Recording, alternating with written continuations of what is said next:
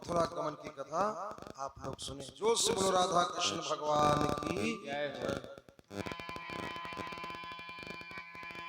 ज्यों ज्यों यादव चंद्रिका चंद हुआ चौचंद,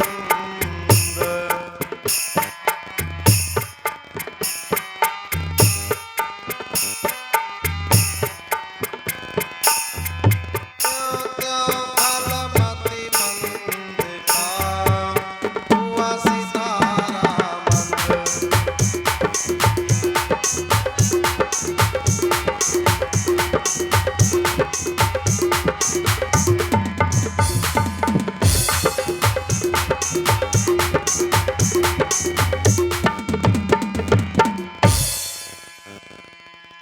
नारद ने सोचा यहाँ अब होती है देर,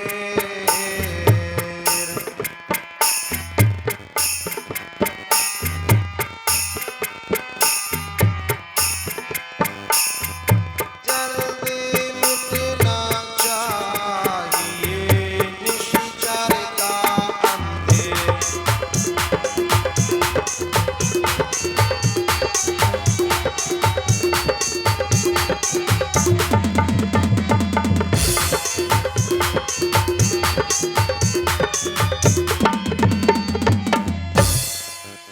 जैसे जैसे प्रभु का सितारा चमकता जा रहा है, कंस का सितारा उतने ज्यादा फीका पड़ता जा रहा है।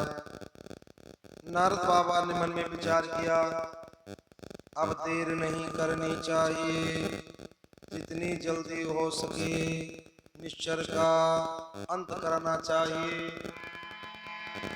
तो ये विचार दरबार में जा पहुँचे ऋषिराज, हितकारी के रूप में बोले वचन भला।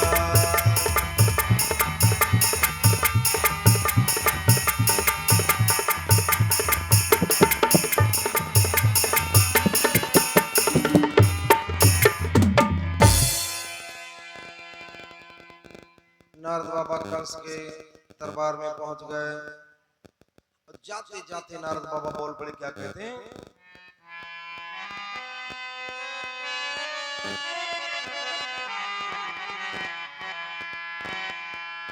राजन विश्वास घात धोखा हमरा ही ने गुमराह किया, घर का भेदी वसुदेव हुआ जिसने लंका का दाह किया।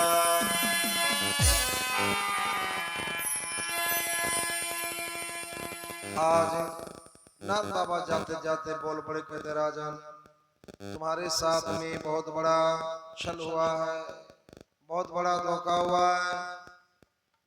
कंस कहता बाबा हमारे साथ में छल कौन कर सकता है, मैं किसने हमारे साथ में धोखा किया, हमको पता तो होना चाहिए।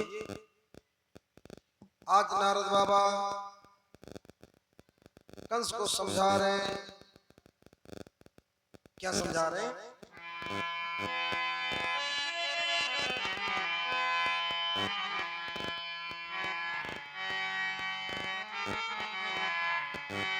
तू केवल यही जानता है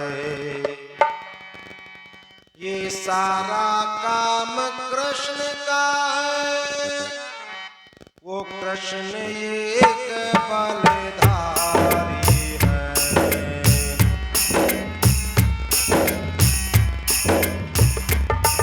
वो कृष्ण एक बलधारी है, जो नंद राय का लड़का है।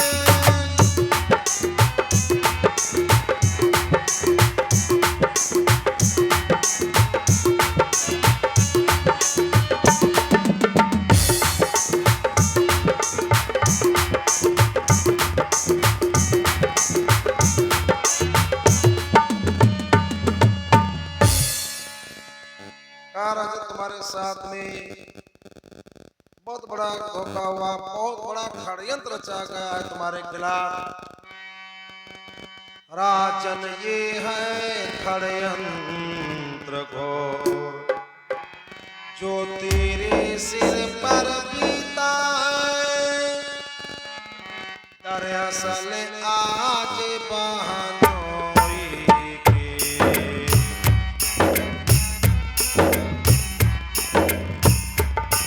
दरअसल आज बहनोई के, कारण वो बैरी जीता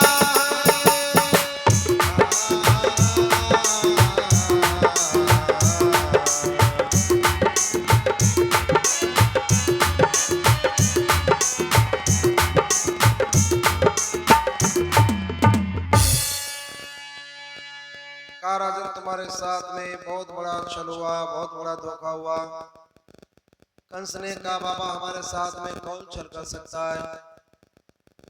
नारद बाबा कहते हैं देखो तुमको तो यही मालूम है एक नंद का लड़का है जिसका नाम है कृष्ण, वो तुम्हारा काल है, बाकी तुमको कुछ नहीं पता। तुम्हारे साथ में बहुत बड़ा षड्यंत्र रचा गया है। आज अगर तुम्हारा काल जीवित है तो उसमें कारण है तुम्हारा बहनोई वसुदेव। कंस ने हाथ जोड़ के कहा नहीं बाबा, वसुदेव ने तो जैसा हमको वचन दिया था उसका पालन किया। वसुदेव के 6 बच्चों को हमने अपनी तलवार से काटा।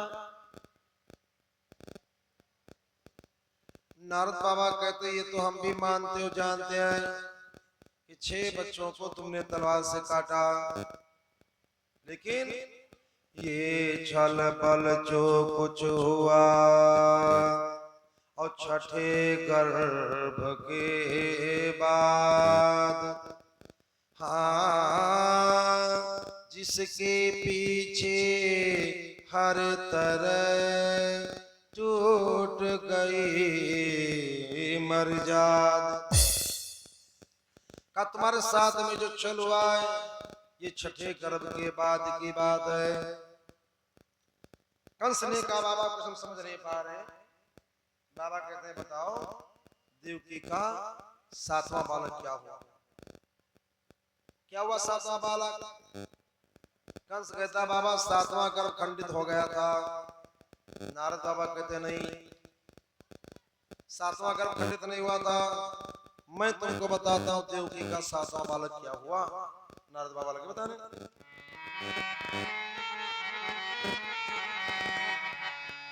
सातवें गर्भ के गिरने में सारा माया का काम हुआ है।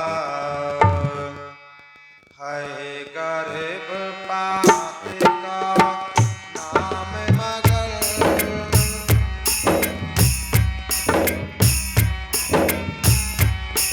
है गर्भ पाते का नाम मगर, उस जगह प्रकट बलराम हुआ।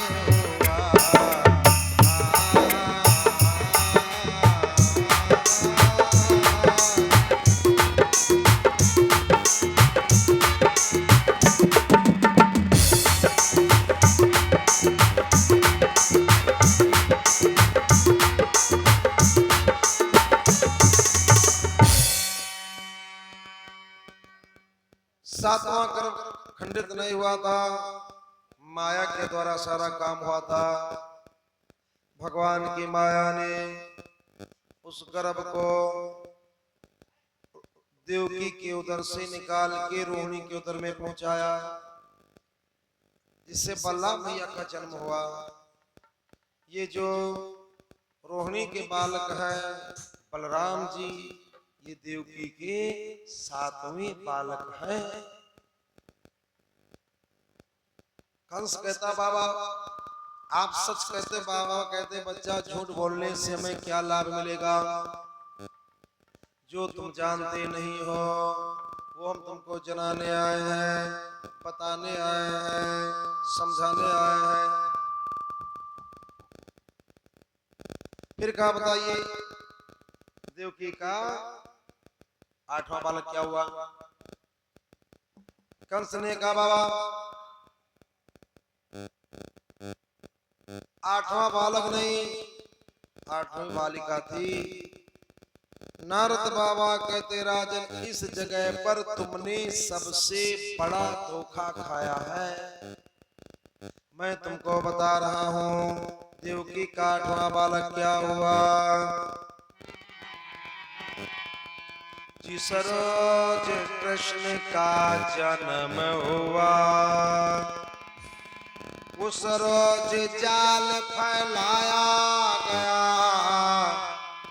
लड़की नंद की मंगाई गई।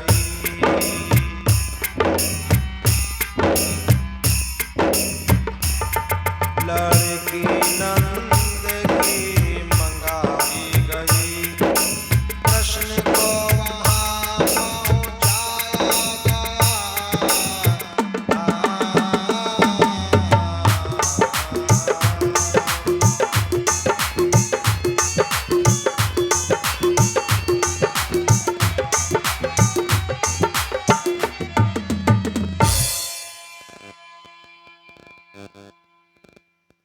कब माँ के द्वारा सारा काम हुआ था। जब देवकी के 8वें बालक ने जन्म लिया था, पहरे वाले सो गए, फाटक खुल गए, वसुदेव बंधन मुक्त हो गए। उस बालक को ले जा करके गोकुल में छोड़ाते हैं और वहीं से कन्या को लेकर वापस आए थे। जिसको तुमने पटकना चाहा था, जो तुम्हारे हाथों से छूट गई थी, वो कोई साधारण बालिका नहीं थी, वो भगवान की योग माया थी। आज कल उसी योग माया का अवतार है, कलयुग में दुर्गा देवी का अवतार। तो जो बोलो दुर्गे मैया की जय हो। कंस कहता बाबा आप सच कहते हो। बाबा कहते हैं बच्चा झूठ बोलने से मैं लाभ क्या मिलेगा? जो तुम जानते नहीं हो वो हम तुमको जनाने आए हैं, बताने आए हैं, समझाने आए हैं। फिर कहा बताओ देवकी का जो तुम जानते नहीं, बताने आए, समझाने आए। अब तो राजा कंस का उठा क्रोध भभकाए और पकड़ा कर वसुदेव को बोला होठ चबाए। एक सिपाही से कहा वसुदेव को बुला लो। वसुदेव जी आ गए। कंस बहुत बिगड़ता है वसुदेव के ऊपर, बहुत बिगड़ता है, बहुत बिगड़ के कहता है वसुदेव वर्ये वसुदेव चले तो हित का दम भरता था। रे कपटी तू बहन होई है, क्या तू ही मेरे घर का था?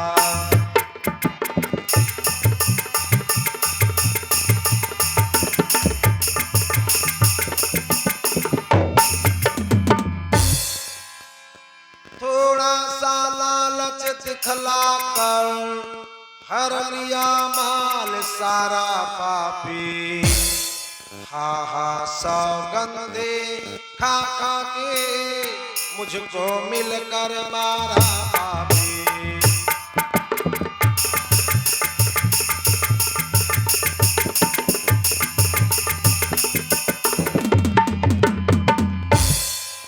छली मित्र वंचक त्रिया सुत आज्ञा दे टाल।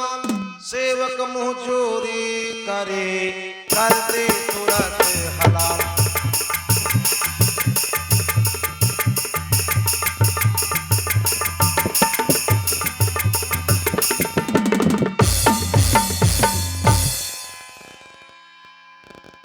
वसुदेव बहुत बिगड़ता है कंस के ऊपर, कंस बहुत बिगड़ता है वसुदेव के ऊपर। कंस कहता हमने तुझको समझा था रहबर और तू निकल गया रहजन। रहबर रास्ता बताने वाले को कहा है और रहजन रास्ते में लूटने वाले को बताया है। तुमने हमको रास्ता दिखाया भी और रास्ते में लूट भी लिया। थोड़ा सा लालच हमको दे दिया, 6 बच्चों का कत्ल हमारे हाथों करवा दिया। हमने तेरे ऊपर पूर्ण रूप से भरोसा कर लिया, विश्वास कर लिया, और तूने हमारे काल को ही बचा लिया। आज उठाया तलवार, बसदेव से कहता याद कर ले, इसी तलवार को एक दिन मैंने देवकी के ऊपर उठाया था, तेरे समझाने से मैं रुक गया था। आज इसी तलवार से मैं तेरी गर्दन काटूंगा। वो मुंह मीठे मन के जहरी, अब जाग रही का चक्कर है। जो तेग देवकी के सर थी, वो तेग देख तेरे सर है।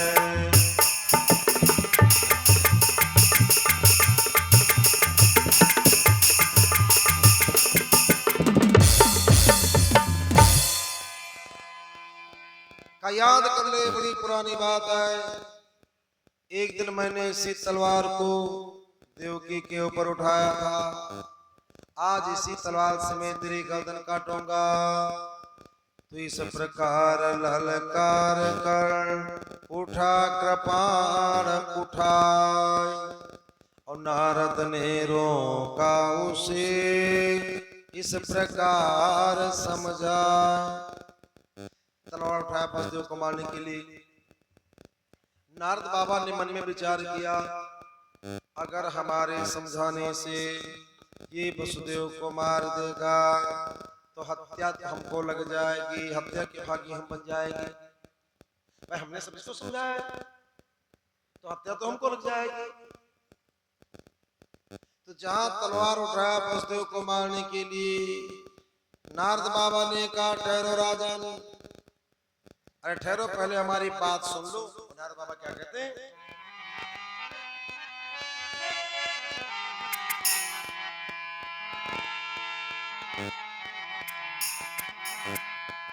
राजन कर यत्न दूसरा कुछ, इसके बदले से फल क्या है।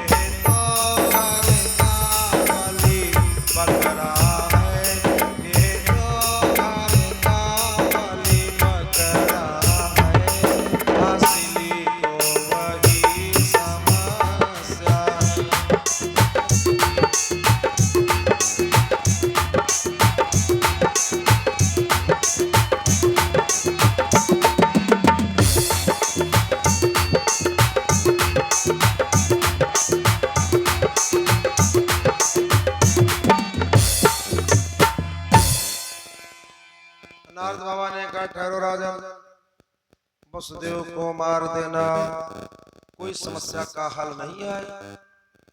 काल आपका वसुदेव नहीं है, आपका काल है कृष्ण, और जब तक कृष्ण जीवित है आपका काल जीवित है।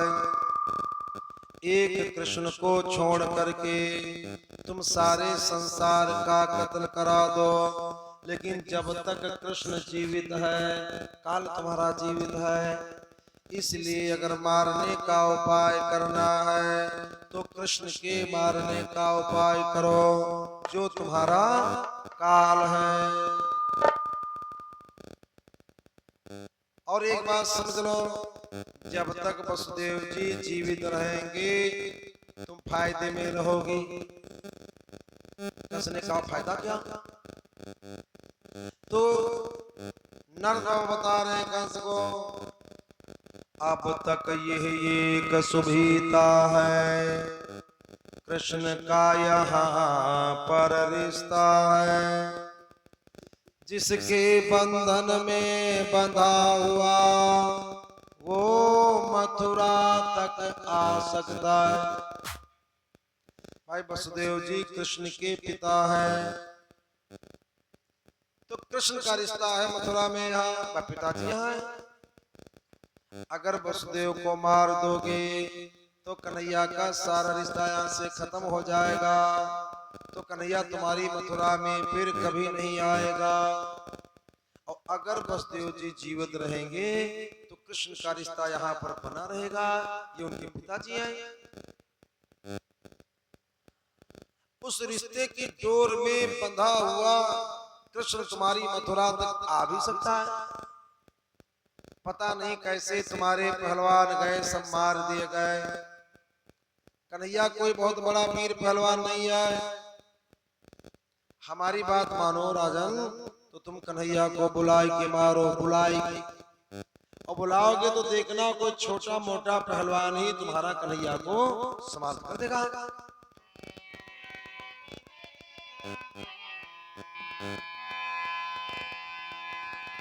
बुलवा कर उसका पद करना,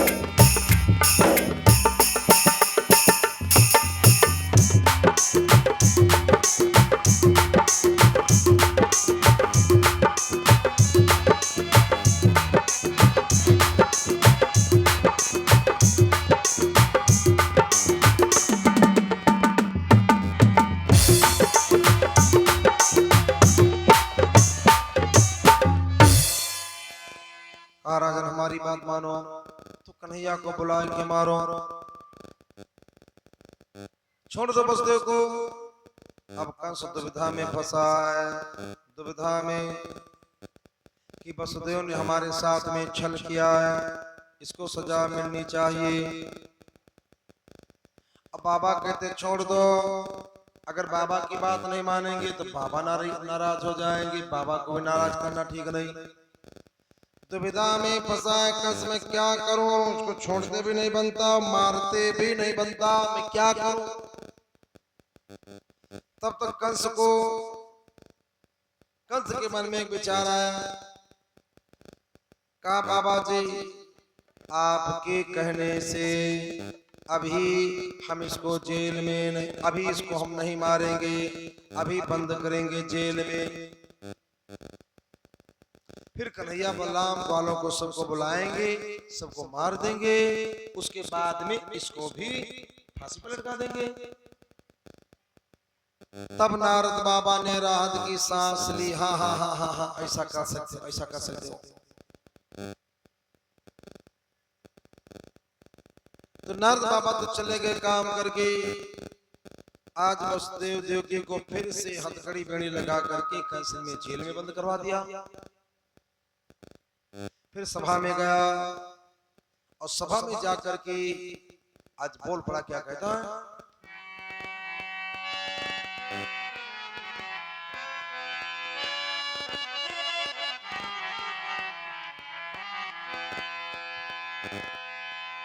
बोला मित्रों ये अवसर है मालिक के नमक बजाने का, मालिक के नमक बजाने का।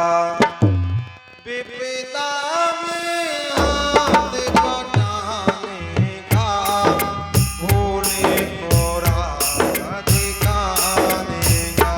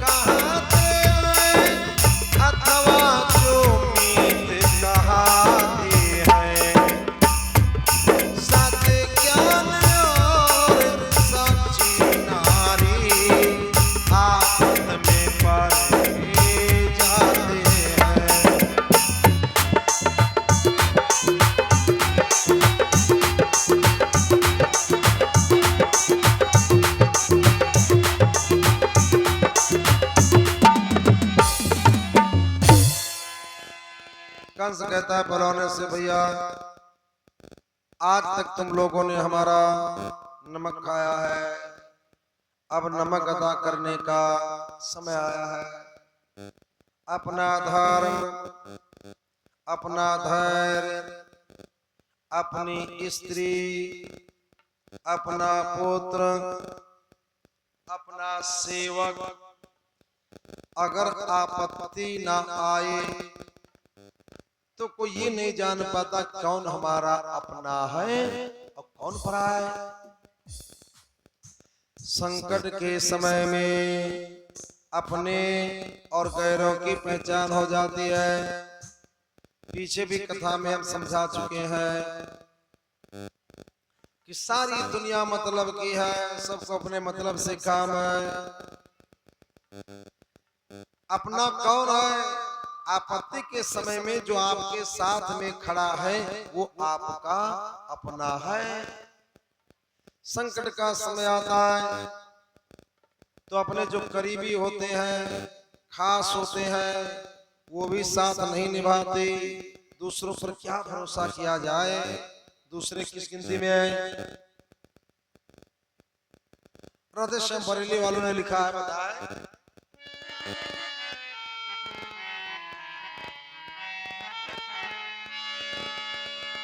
कि किससे करिए प्यार,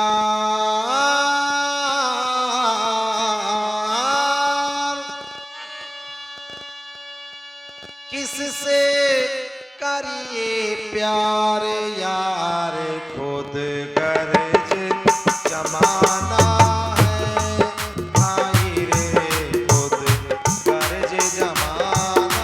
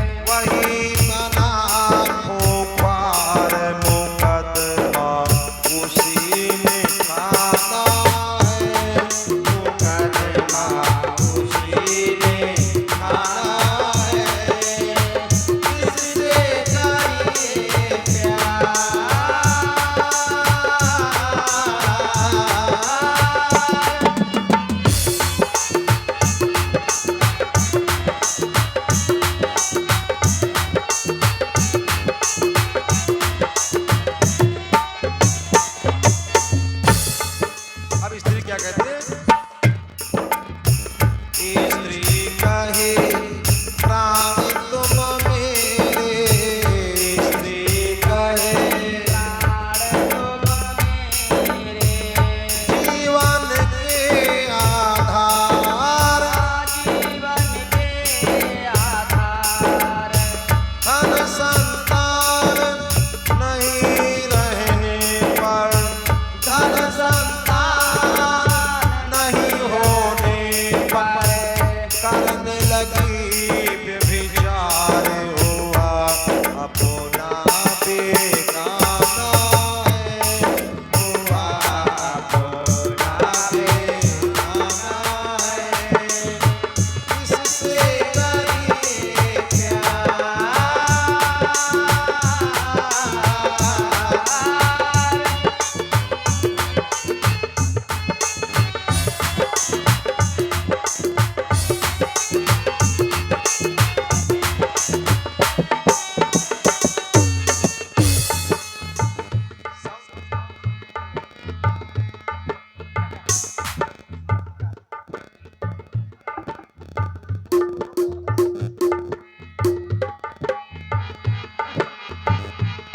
अब पुत्र क्या कहता है?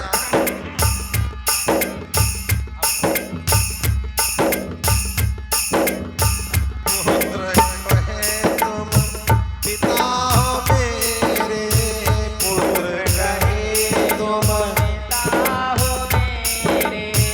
मैं फरमा बरदार, फरमा बरदार का मतलब मैं आज्ञाकारी हूँ, मैं फरमा बरदार, ब्याह हुआ तो आँख दिखाई,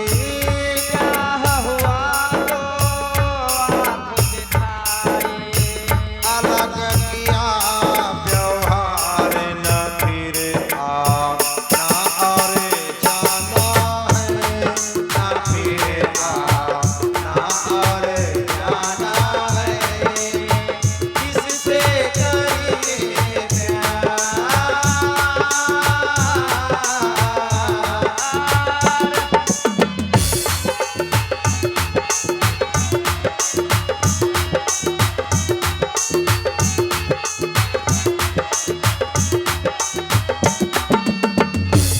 अब मित्र क्या कहता है? मित्र कहे तुम जन्म के संगी, मित्र कहे तुम मैं सच्चा दिलदार,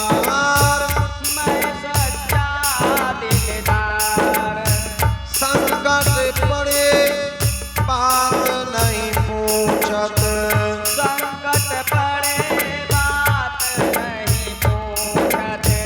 करत यार को पार, न फिर मुँह भी दिखलाना है, न फिर मुँह भी दिखलाना है, किससे करिए प्यार।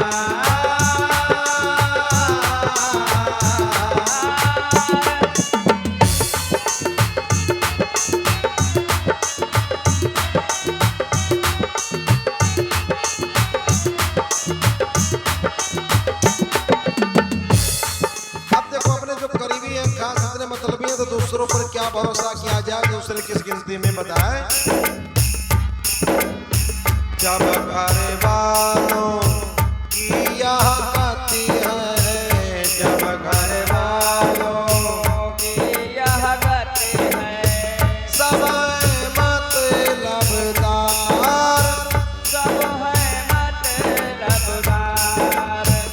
बाहर वालों की क्या गिनती,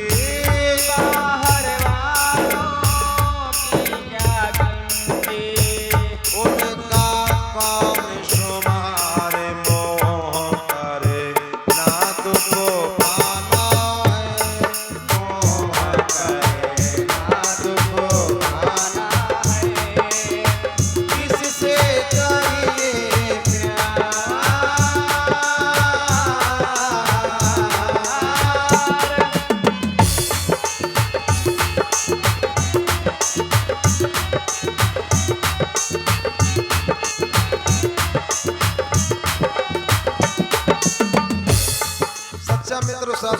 उसका कौन है बताया राधे